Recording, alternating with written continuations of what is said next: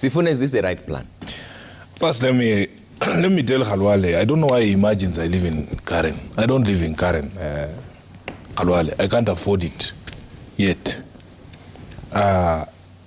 Number two, the question of slums, the slums you see in Nairobi, is an income issue. It's not a housing problem. It's an income issue. If you have ever had a conversation with anyone who lives in those areas that you're talking about, they have not chosen to live there, Khalwale. If they had the sort of resources that you and me have, they would not be living there. You must address the question of income of these people, economic empowerment of these people that will enable them to be able to afford proper housing. It is not their desire to live in those places. If they had the resources to get out of those areas, they would.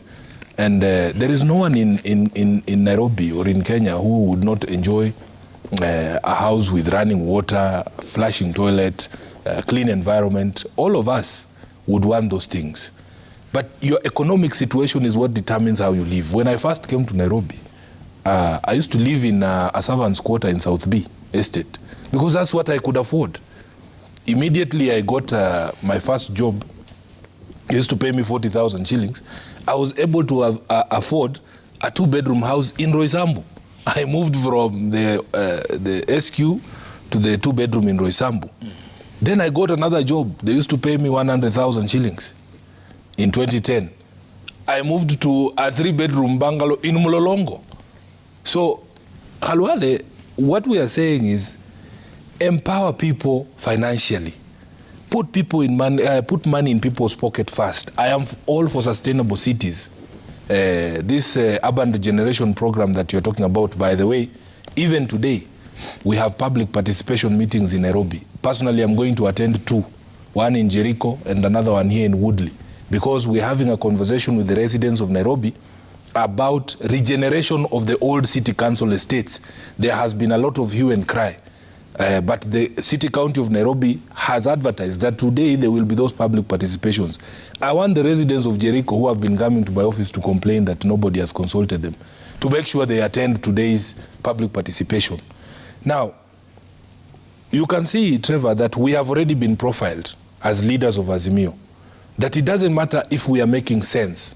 Khalwale will not listen to us. I saw William Ruto in church the other day saying that the noise that you hear is like the choir that accompanies the preaching, that this noise is the usual noise, which is why I'm saying I have accepted, Khalwale, that it doesn't matter how much sense I make, you will not listen to me. But please listen to the Kenyan, the ordinary person. If it is the Azimio people you don't want to hear our voices, that is okay.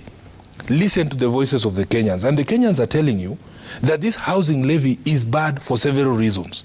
And the first one is, nobody is against housing as a policy. What we are saying is, you have not grown people's incomes. You have done nothing to grow people's incomes. You have not grown even the income earners in this country.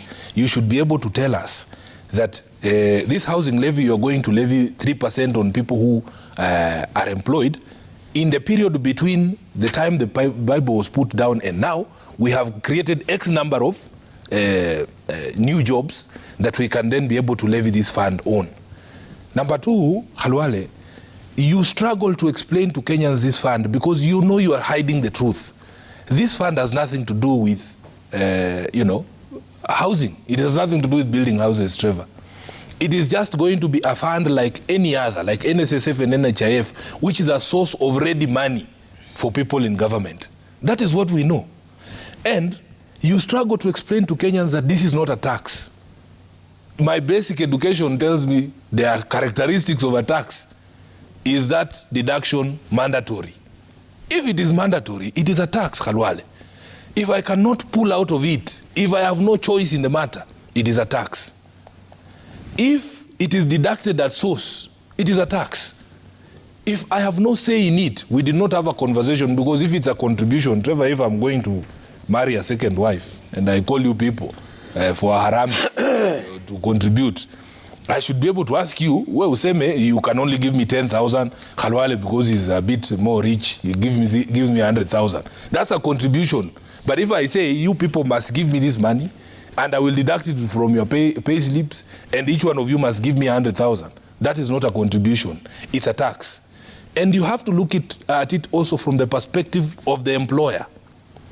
Khalwale, if Citizen TV can afford to pay 3 anchors, Trevor and 2 others, and then you impose new levies, this is an increase in the outgoings, the expenses of a company, a business. They will say, okay, we are not able now to afford 3 anchors, we are only going to have 2 anchors. From the employer's perspective, you are increasing the cost of doing business, and you must look at it from that perspective as well. What we know is that if Kenyans' financial position was improved, because these levies, you must improve them in a certain economic context. Let people, first of all, have a breathing space, Khalwale. And you see, you must look at it from the context of all the other taxes that you're putting in place. If you want to deal with the question of housing, address the affordability of land in this country, address the affordability of building materials. You are talking about building low-cost houses, you are imposing another tax, a new tax on imported cement, which will have the spiral effect of even the local manufacturers. The prices of local cement will still go up. What we want to see is a government that has a plan. And the plan is you address the key pain points. Why are we not able to have affordable housing in this country? What is the key problem with affordable housing? It is the question of land. Land in Nairobi has become very expensive, which is why when we talk about regeneration of the old city council estates, places like Jericho and Woodley, where units are sitting on large tracts of land, we have a resource called land. We can use that land to be able to build more units in the same space and make them affordable by reducing that cost of land. And then you can be able to discuss this question of affordability. But even if you say a house is 3 million shillings and a person is earning 500 shillings a day, you are not speaking to that person. You are not speaking to them. They will never be able to afford it.